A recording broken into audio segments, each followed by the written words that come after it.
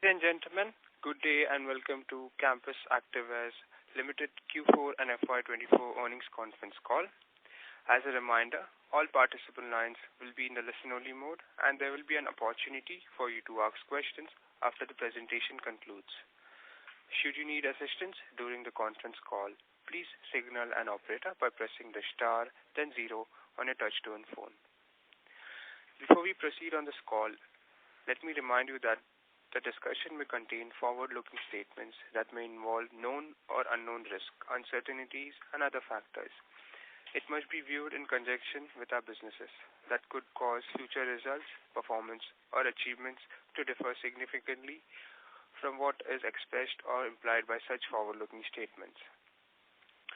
The Campus Activewear's management team is represented by Mr. Nikhil Agarwal, Whole-Time Director and CEO, and Mr. Sanjay Chhabra, CFO. I now hand the conference over to Mr. Nikhil Agarwal, Whole-Time Director and CEO, for his opening remarks. Thank you, and over to you, sir. Thank you, Steve. Good evening, everyone. I thank you all for joining our Q4 and FY24 earnings call today. As mentioned in our previous calls, we view FY24 as a transitionary one. Campus Activewear experienced a robust resurgence in H2 FY24 with a renewed emphasis on expanding its trade distribution network and introducing new products including Campus OG's NitroFly, Nitro Boost and Air Capsule styles. The company effectively captured the attention and spending of consumers through strategic investments in branding and launch for new R&D-enabled products during H2 FY24. Campus Activewear further widens its presence across India by inaugurating 66 new stores in the western, southern and eastern regions, bringing the total number of exclusive brand outlets to 268 by the end of the year. In spite of a challenging economic macro, we stayed focused on fortifying our balance sheet strength.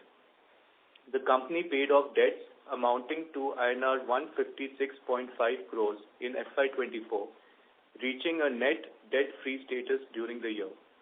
It gives me immense pleasure to share that Campus Activewear generated the highest ever net operating cash flow of INR 264.5 crores in FY24. We also saw a notable reduction in our working capital cycle, cutting it down from 108 days in FY23 to 79 days in FY24, thanks to a decreased inventory levels and a deliberate effort to reduce the receivable days.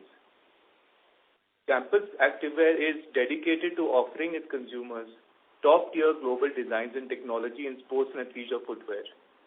Our extensive range of products, variety of color options, and commitment to affordability ensures that we meet the growing diverse needs of our consumers.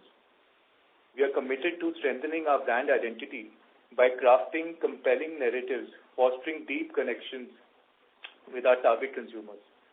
Our ongoing efforts to expand our product range are in line with our aspiration to establish ourselves as India's premier sports and leisure footwear brand.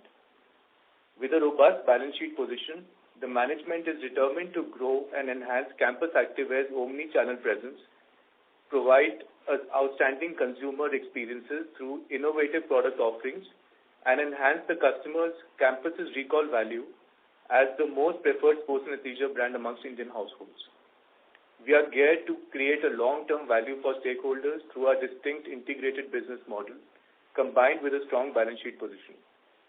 I will now hand it over to our CFO, Mr. Sanjay Chhabra, to take you through more details on the Q4 and FY24 performance. Thank you. Over to you, Sanjay. Thank you, Nikhil. Good evening, everyone. Thank you for joining us in our Q4 and FY24 earnings call. Looking at the financial year 23-24 in review, our operational revenue stood at 1448 crores, lower by around 2.4% year-on-year, successfully navigating the disruption caused by O2O and B2B business channel. Most of the revenue loss from these channels were recovered by the marketplace business. The company sold approximately 22.2 million pairs in FY24, lower by around 5.6% year-on-year. The average selling price increased by 3.4% from 631 rupees to around 652 rupees during the full year FY24. The revenue mix between men and women and children categories stood at 80:20 during FY24, a marginal shift from 81:19, reflecting our efforts to expand the women's category. Our EBITDA for the full year was at INR 215.3 crores. Turning to the balance sheet, as Nikhil mentioned, we have seen a significant decrease in the net debt from around 180 crores to around 24 crores as at end of FY24. I'm happy to state that we have achieved a net debt-free status in FY24.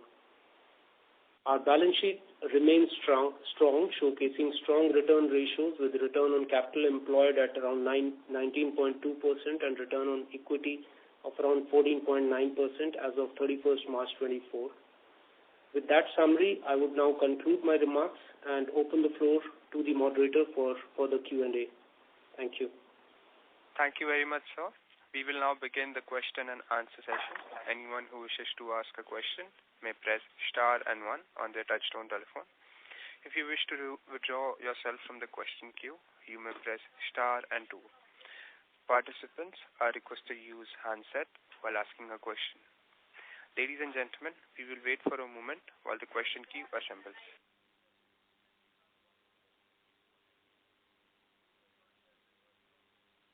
The first question is from the line of Vedisa Seth from Ambit Capital. Please go ahead. Hi, thank you for the opportunity. My first question was on the overall demand landscape. So some of the consumer companies have been talking about some uptick in rural. So can you talk about the overall demand scenario, including market share trends in each region for the quarter gone by and the current quarter? And in the same context as a follow-up, how are you thinking of premiumization and overall volume growth over the medium term? That would be my first question. Hi, Vinita. Nikhil here. Thanks for your question. So, during the quarter, right, so we've seen increase in our north and west business by almost like a 10% increase year on year. And the other regions have sort of been flattish, like east and central and south have more or less been flat. So therefore, we've seen definitely an uptick between these two territories. And this is where we called out last time as well, if you remember, the states of UP, Bihar and Maharashtra is where we were specifically focusing a lot of energy to revive those states. So I'm happy to share that, especially in these three states, we've seen a significant improvement by up to 20, 14 and 10% respectively. So rural demand, we have definitely seen a fair share of subdued demand over the year, especially in quarter 2 and some bit in quarter 3.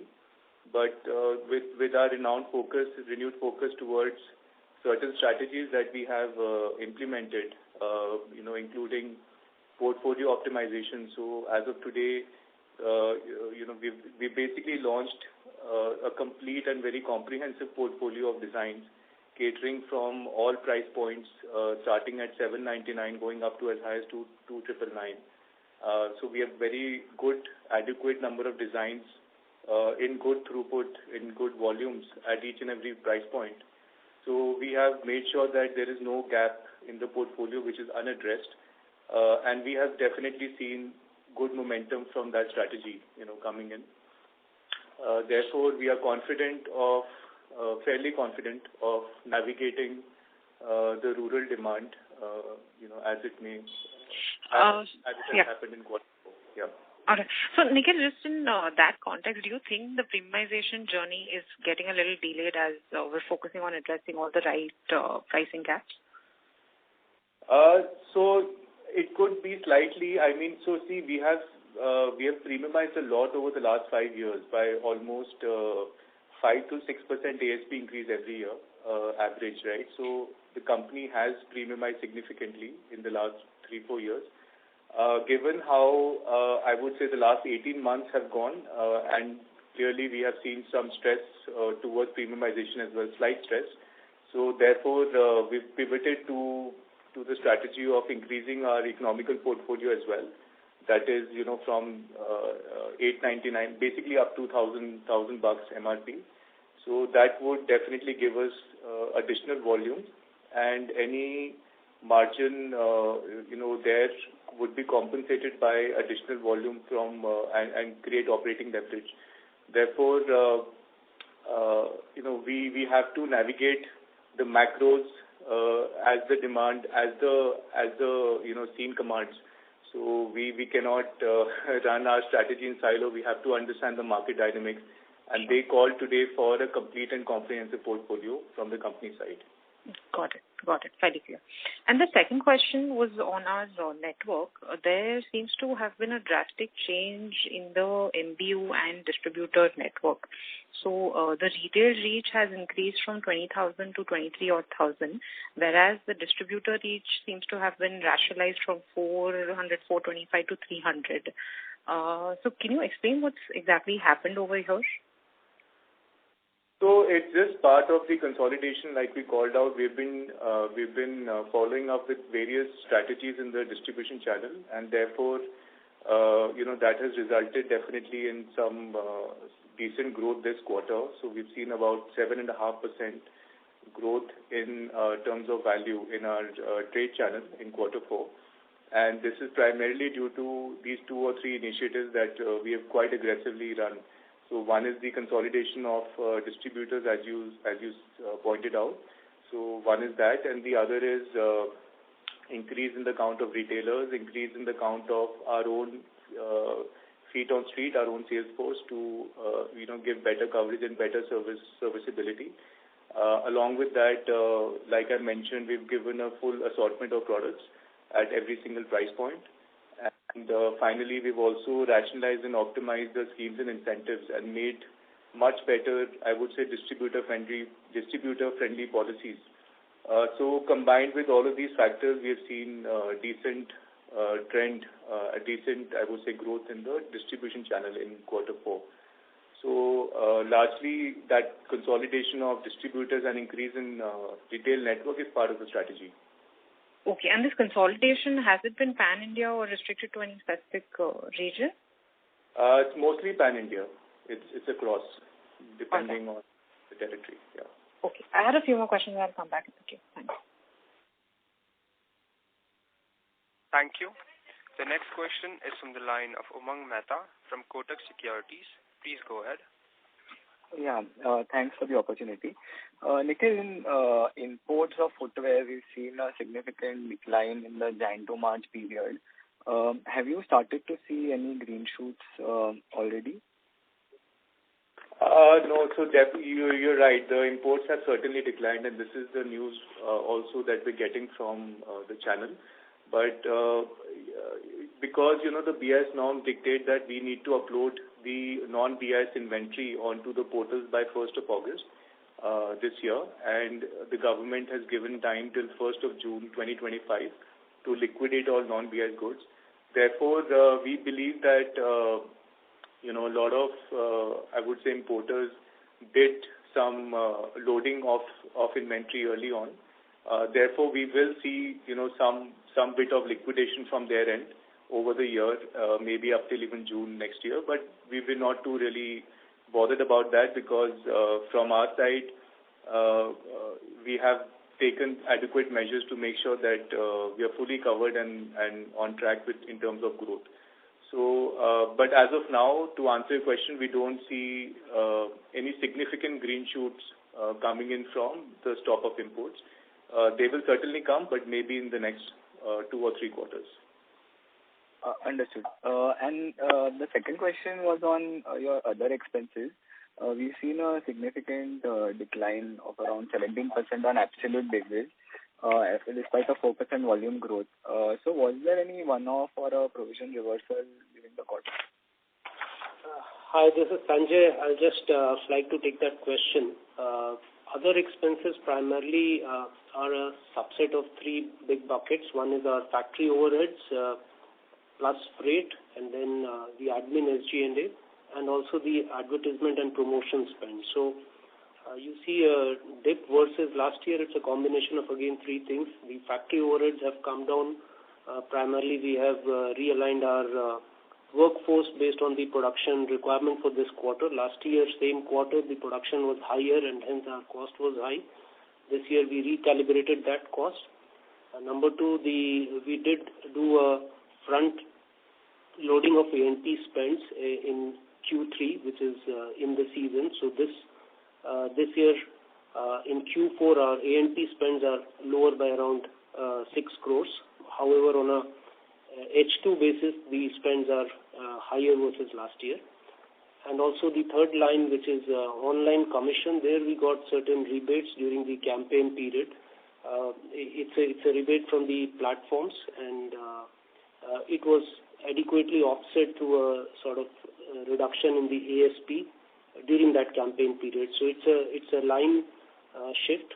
However, on a full bucket basis, we have been able to control back-end cost. A&P is a phasing thing, and this online commission is driven by campaigns, specific campaigns. Understood. Very clear. Thanks for that. And just one clarification. So you mentioned trade distribution mix to be 56% in one of your slides. However, if we do that, then your trade distribution revenue goes beyond 800 crores. So I'm assuming that's a typo, right? Or is the understanding incorrect?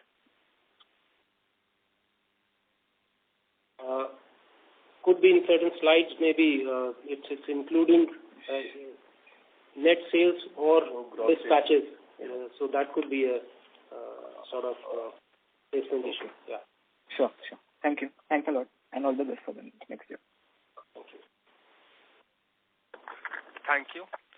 Before we take the next question, we would like to remind all participants that you may press star and 1 to ask a question. The next question is from the line of Mehul Desai from JM Financial. Please go ahead. Yeah, hi, sir. First, I wanted to understand if you could give, you did allude to the fact that trade distribution has grown by 7.5% for the quarter. If you can give the same growth rate number for your D2C online as well as your D2C offline for the quarter. Sure, Mehul. Yeah, Sanjay. Yeah. So, Mehul, the D2C channel has shown sort of 6% degrowth for the quarter. Distribution has grown, but D2C has degrown. That's again primarily, still we are sitting on some of the impact of B2B and O2O channel, which has degrown by around 55%, but marketplace has simultaneously grown by 32%. So by and large, it did offset. Net, our value growth is around 4.7% for the quarter. Okay. And Yours and other growth. Yeah. So what is the D2C offline channel growth? For the D2C offline again is more than 30%. So our COCOs and FOFOs have grown up by in the range of 30-35%, and large format stores have also grown 40% plus in the quarter. Okay. And obviously now, how do you see? If you could give some color on how the April-May month has panned out, are you seeing the moving back to high single-digit kind of volume growth? And lastly, how do you see the gross margin and EBITDA margin trajectory for FY25?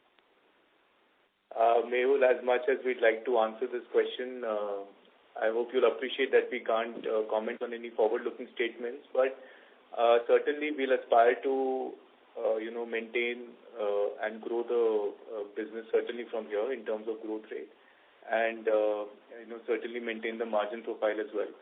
So we believe the company is definitely back on track with all the right initiatives in place, which are being, you can see it from the balance sheet position, which is the best basically that we've ever seen in the history of the company. And from here on, we're just focusing largely on very fundamental 3 or 4 major initiatives across the company on which all the functions are aligned towards, right? So that we materialize them and deliver on growth. So we are fairly confident, but I would not like to comment in terms of numbers here, please. Yeah. And lastly, if you could give the reason for the gross margin compression on YOY and QOQ basis. Yeah, Mehul. Just to explain it, there are a couple of factors, common factors both for QOQ and YOY. So as I mentioned that we see in other expenses there is a drop which is primarily driven by lower online commission. During campaigns we got certain rebates on online commission and we did pass on a part of that through lower ASP for the D2C channel. That has resulted in around 1% lower gross margin. Apart from that, we have taken a one-time NRV hit of roughly 1.6 crores. So our COGS have gone up to that extent, and that has also resulted in a drop of roughly 40 basis points. So that's roughly 1.5%, which is getting reflected both in quarter-on-quarter and YOY. Sorry, this 1.6 crore, what was it? It's a NRV hit, meaning that the net realizable value of some of our articles, over aging inventory articles, are lower versus the cost. So we have sold certain articles in the subsequent period at a lower than the cost of production, and that has impacted the P&L by 1.6 crores. Understood. Got it. Thank you so much. Thank you. The next question is from the line of Ankit Kedia from Phillip Capital. Please go ahead. Hi. Sir, could you please share what is the ASP difference in online versus trade channel, and are we seeing premiumization play out there? Because historic years we have seen a strong premiumization in online and EBO channel. Right. So there has been certain ASP increase in both the channels. We have definitely seen some bit in online as well, but like I shared earlier, we are focusing on a comprehensive portfolio strategy as of now going forward, right? Because this is what the market demands. So there could be slight dip in ASP. Maybe the ASP won't grow at the same pace, but that would be more than offset in terms of the higher volumes that we'll be able to command, and that will offset any loss in terms of ASP. So that's basically the strategy as of now going forward, Ankit. Sure. So is it fair to assume that now the online channel is going to get the inventory after a few months of offline launch of the comprehensive strategy you are doing, or what is the strategy? How do you play that strategy? If you can just deep dive a little more on that. Sure. So portfolio is specific to each channel. So we don't have a common portfolio anymore. There is no conflict, especially between the online and GTM, between GT. So there is a complete segregation of portfolio across all price points between both the channels. EBO, however, continues to carry common portfolio because this is company-owned stores and we control all the merchandising there. And LFS again is specific to, they have a separate portfolio specific to their needs. So basically we have a complete comprehensive portfolio across every single touch point today, across all the channels, across all the price points and categories, including not just limited to shoes, but we've also increased the salience slightly towards more open as well during seasonal times, right, during the summers. So we need to give higher portfolio in terms of sandals, slippers, and school shoes as well. So that's basically the strategy, that complete full range across all price points and in decent volumes, right?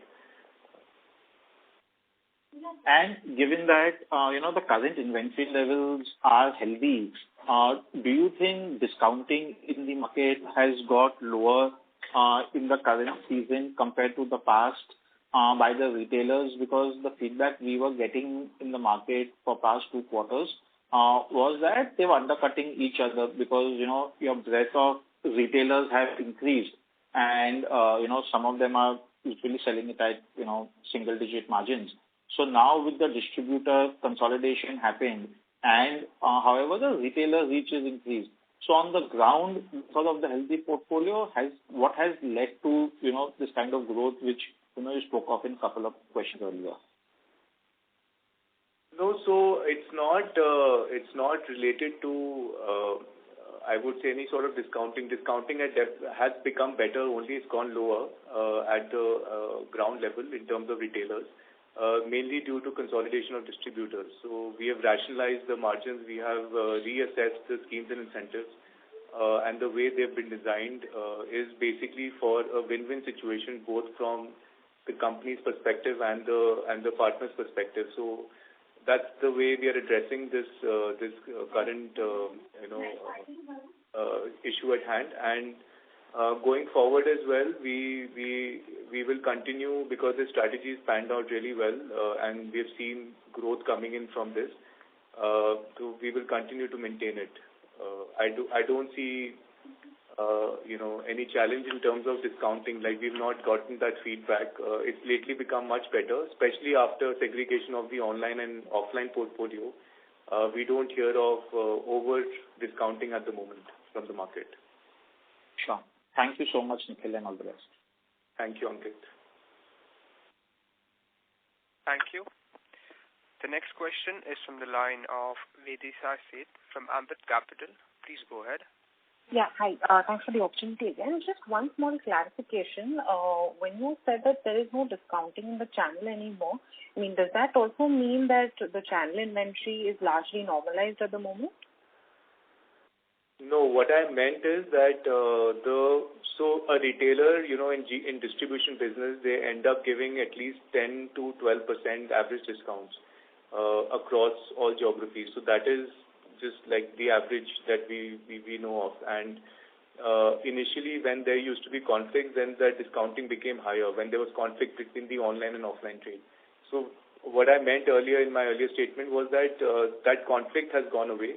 Therefore, the discounting have been normalized and have come back to the 10% levels in the distribution business at the retailer level. And therefore, keeping that in mind, we have rationalized and optimized the margin structure across the channel trade now to make sure that discounting does not increase again. Okay. So where does the channel inventory stand as of today? Is it still elevated or now it's largely normalized? It's fairly in control. We don't see, barring maybe just one or two areas, which is not very concerning. We are fairly comfortable in terms of channel inventory at the moment. Got it. Thanks. That's awesome. Thank you. Before we take the next question, we would like to remind participants that you may press star and 1 to ask a question. Ladies and gentlemen, if you wish to ask a question, you may press star and 1. Thank you. The next question is from the line of Tanmay Gupta from Motilal Oswal. Please go ahead. Yeah, hi sir. Thank you for the opportunity. Sir, actually, our plan was to increase the channel mix to 50-50 versus trade distribution and D2C. Now, given that trade distribution channel has been growing, faster than D2C, how we look this mix to reach again to 50-50 level? Hi, Tanmay. No, so we are definitely still very much on the same track, in terms of 50-50 split. We are very happy with how the distribution channel has come up in quarter 4.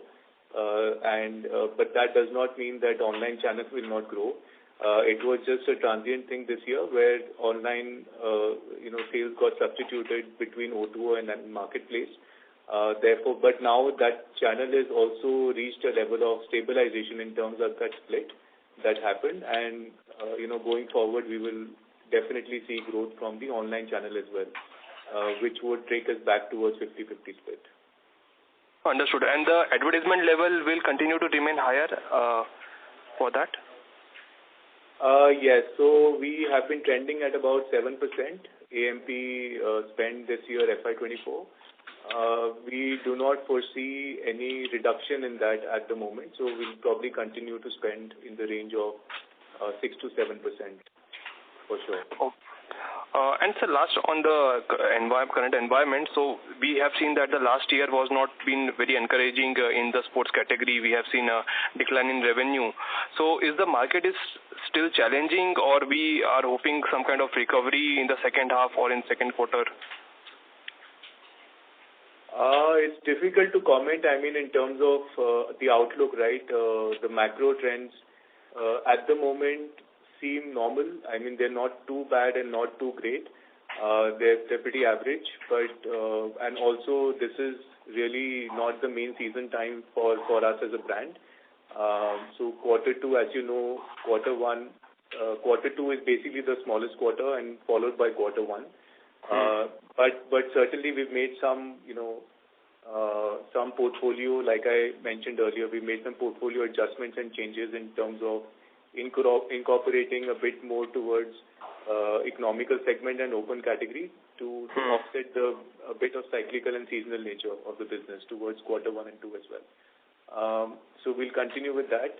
But I mean, I won't be able to really comment towards the macro side of things, how the market pans out. So North India was basically degrowing versus the other parts of the country. So is that continue to see right now also? Not in quarter four. In quarter four, we've grown north by almost 14%. The north, the entire north put together. So we have seen a decent recovery in the north on the distribution side, and therefore I'm sure we'll continue on that momentum. Sure, sir. Thank you. Thank you. Thank you. A reminder to all participants that you may press star and 1 to ask a question.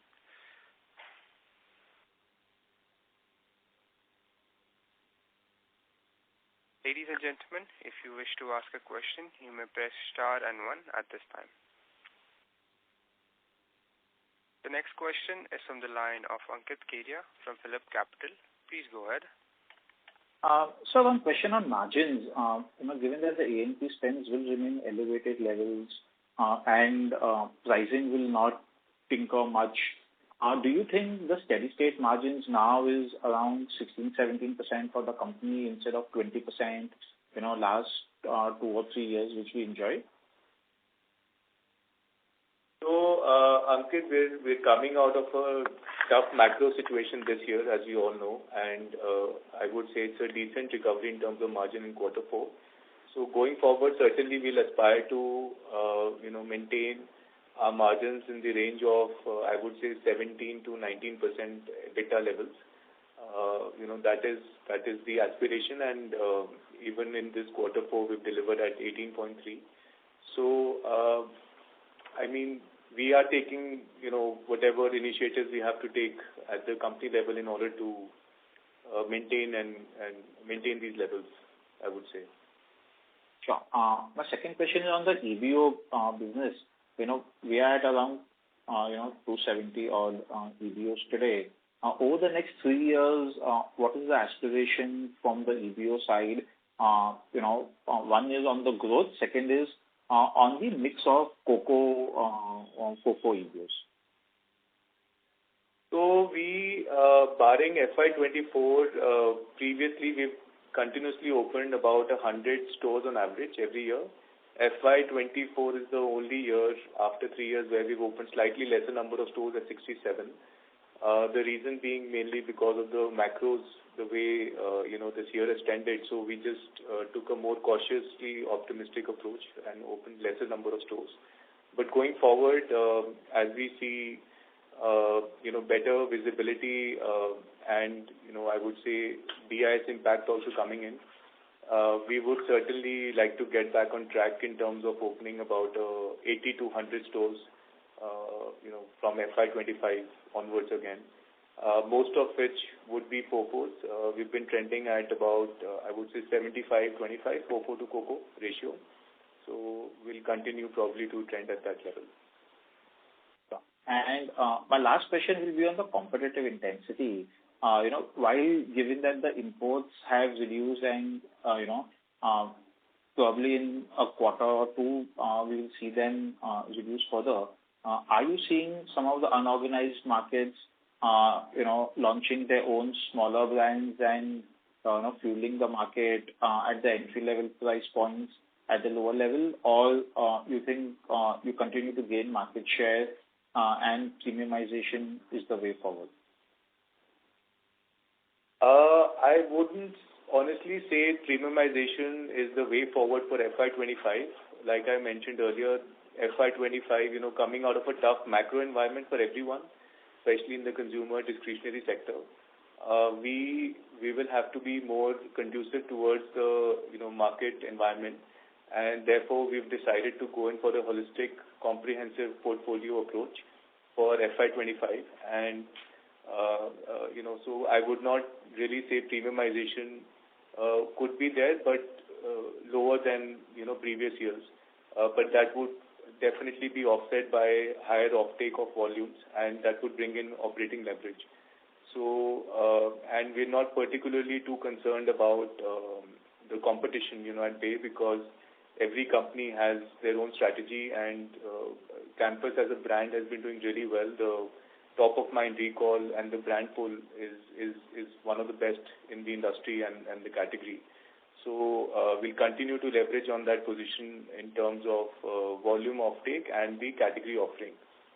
So we're fairly confident of navigating the, I would say, competitive landscape. So, just a follow-up on the competitive landscape, product plays a very critical role in this. Given that you have in-house assembly and now a big part of sole manufacturing, and the kind of, SKU launches which you have been doing, how important is that, and how early is the competition able to copy your products in the market? Because that will give you a clear edge versus them at obviously affordable price point. No, great question. So, we definitely take pride in our supply chain and our integrated supply chain rather, right, which is one of the largest in the country. So it's not easy for anyone to replicate in terms of the lead time, especially that we offer. This is the shortest, and we still trend at about 60 to 65 days of lead time from let's say sourcing to product launch, which is one of the best out there. So we do not, for anyone to even copy firstly is not that easy anymore, because we have been very proactive in terms of protecting our IP and designs, and we have been registering a lot of the designs in real-time basis as soon as and before the launch. But at the same time, even if somebody does copy it, it takes the industry at least 4 to 5 months, because our offerings are basically the first time that's being offered in the country, and they are latest in terms of designs and fashion and material science and color combinations. So for anyone to bring all of that in real time, it would take them a few months, at least 4 to 5 months. So we do enjoy that lead time advantage, being the category winners in this. Sanjay, would you like to add something? Yeah, and apart from what you mentioned, copying our designs, the ability to churn more designs every season, that also plays a very important role. And having said that, we now focus more on the 4 large platforms like Nitro Fly, Nitro Boost, OGs, and Air Capsule Pro, and we invest all our might or our marketing spend behind those styles, and the articles in these particular style or bucket, they have shown a decent amount of throughput in the distribution channel, and that's what the focus would be going forward. So, thank you. That's very helpful. Thank you. Ladies and gentlemen, if you wish to ask a question, you may press star and 1. Participants who wish to ask a question may press star and 1 at this time. Thank you. The next question is from the line of Umang Mehta from Kotak Securities. Please go ahead. Thank you for the follow-up opportunity.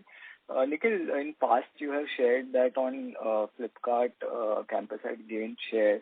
Would you have any update, and would you be still having access to some of that competitive data on marketplaces? Have you gained share?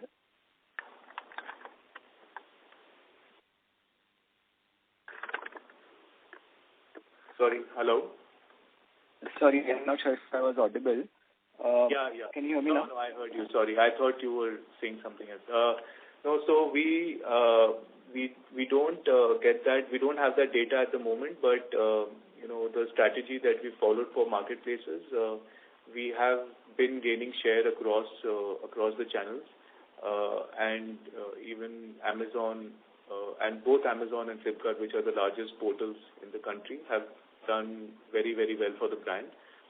Therefore, the marketplace business, salience, I would say, has gone up across both these platforms, followed by Myntra as well.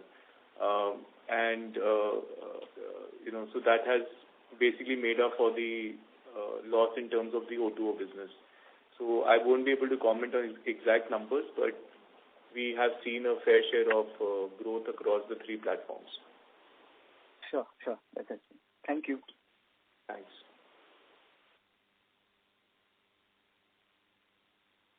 Thank you.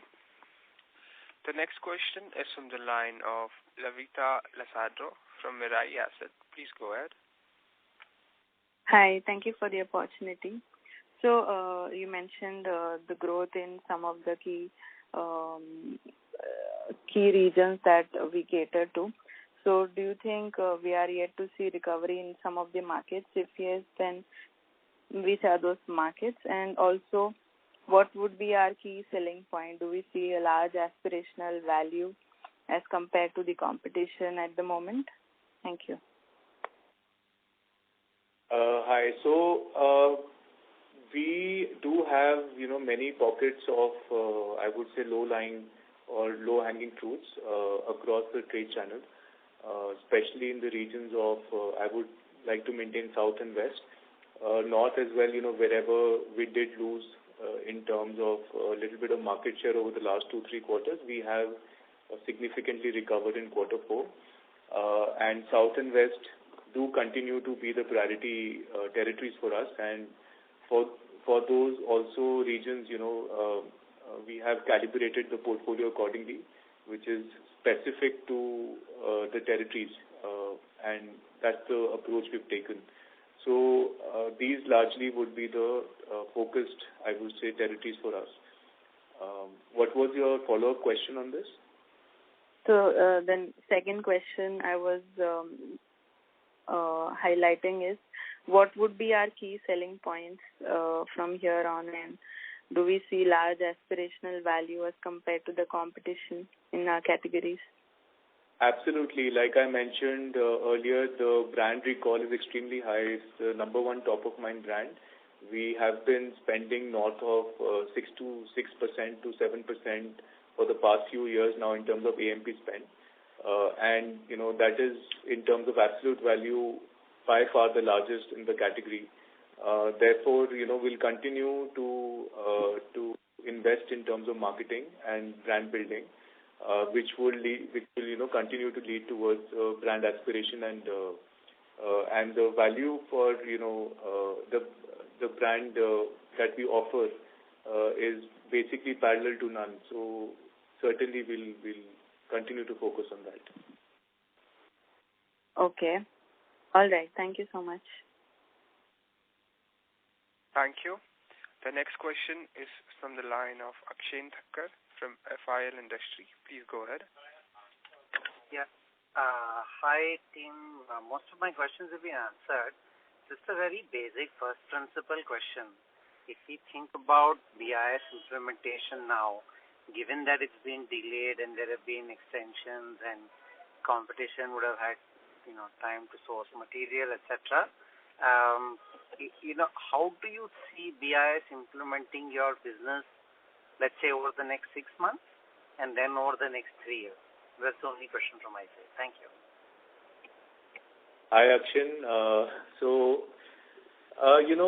6 months, I would say there could be a little bit of flooding of inventory in terms of non-BIS inventory from a number of brands out there which are out there. But over the long term, we certainly see a lot of value being derived because Jan onwards, all the imports have anyways been stopped. So there is very limited volume as of today or inventory across various brands and in terms of imported goods. So that would obviously have a limited, days of inventory. So we are not very concerned about, like I said, the next 6 months. We have a very good strategy which has been panning out really well. In terms of, we have a very good focus on the non-BIS goods as well, and we have brought down the number of days of non-BIS holding significantly in the last, I would say, 4 to 5 months, given the focus that we've had month on month. So we're tracking it very closely. We're monitoring, the liquidation of this inventory at very, very good prices. Therefore, we are very confident of selling the entire non-BIS inventory much ahead of the June 2025 deadline. Therefore, we don't see any short-term impact from the, let's say, flooding of that inventory from other players in the market. But we certainly see a good upside in the long term over the next 2 to 3 years. Just one follow-up, Nikhil, to that. Last year and a half have been challenging for the company with the macro, with certain D2C businesses not doing well. Given where we are and the pivot in the strategy that we have done, what is your confidence level of getting to, let's say, double-digit growth to start with, and then a mid-teen kind of growth that, one would have thought a company of your scale size and the industry that you cater to should be possible? I'm not asking you for a guidance. I'm just trying to understand, are you confident that you can get there in a few quarters, or do you think, it's still wait and watch? No, sure, Akshin, fair question. So we do have a good visibility in terms of getting there sooner than later. The only question remains again is in terms of macros. As long as they remain stable and not too volatile or too depressed, right? I don't see really much of a challenge from here on, given the new strategy that we've pivoted to. So fairly confident of getting there soon. Sure. Thank you. Thanks, Akshin. Thank you. A reminder to all participants that you may press star and 1 on your telephone to ask a question.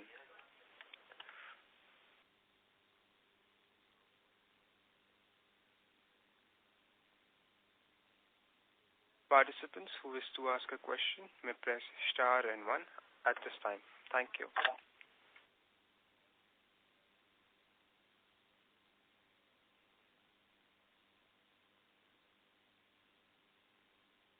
The next question is from the line of Harsh Shah from Bandhan AMC. Please go ahead. Yeah. Hi, team. Good evening. Thanks for the opportunity. Nikhil, you mentioned in your opening remarks that we've taken deliberate attempts to kind of bring down our receivable days. So just wanted to understand between the D2C and the trade distribution, what are the receivable days now and compared to what they were before? Hi, this is Sanjay. We have seen an overall reduction in our receivable days, primarily driven by the shift in channels. So when I talk about distribution, the normal outstanding there is in the range of 45 to 60 days. As far as D2C is concerned, there is again a mix of B2B, O2O, and marketplace. So marketplace business normally churns cash faster in terms around 21 to 30 days. Last year, we had a major chunk in B2B business as well, which has shrunk to roughly 50%. So that shift in channel from B2B, O2O to marketplace has resulted in a D2C DSO improving by at least 50%, and that's what has got reflected in the overall DSOs. Right. So it's a channel dynamics impact, and as far as the conscious effort from the organization is concerned, we have become more there are robust reviews to ensure that our dues are collected well in time, and whatever cash discount and schemes are there, they are like pay for performance mode. So that's what we are driving, and that has all resulted in a overall reduction in the receivables, or rather overdue receivables. Okay, so this is the level which we can expect going ahead as well, right? Yeah, if the channel mix continues to be same, we need to understand that it's a sum total of all the channels we are operating and what kind of saliencies we have in those respective sub-channels. Okay. And secondly, on ad spend, this quarter, the ad spends were low, right? So, I mean, they declined over the over the base quarter. So is this more of a timing issue, or is it kind of something else, basically? Or is it something to do with, like, the channel mix, like, since our D2C, salience would have come down, or... No, nothing of that sort. As I mentioned earlier, that ad spends you need to read at a H2 level. That would be more meaningful. Why? Because we did consciously front-ended as far as ad spend is concerned. We overspent in Q3 or rather in the season, both in terms of ATL spends, TV, and also the performance marketing. And accordingly, H2 was sort of recalibrated, or it's purely a phasing between 2 quarters. But overall, if you look at the H2, our spends were higher versus last year by roughly around 10 crores. Okay. And in our DRHP, we had given the data of digital spends as a proportion of ad spend, right? What would that number be for F24? By digital spend, if you mean the performance marketing spend, that would be roughly around 60 odd crores. 60 odd crores out of the 100 crore which you spend this year, right? Or roughly? Yeah. Okay, fine. Thank you. Thank you. The next question is from the line of Umang Mehta from Kotak Securities. Please go ahead. Yeah, thanks again for the follow-up. Just wanted the split of online in terms of B2B and O2O sales in FY24, and what was that number in FY23? Just that we know, how much sales you lost in the online channel, these two. That number has come down to half. It was roughly 300 odd crores last year, and which is in the range of 160 crores this year. Understood. Thank you so much. That's it from me. Thank you. Thank you. A reminder to all participants that you may press star and 1 to ask a question.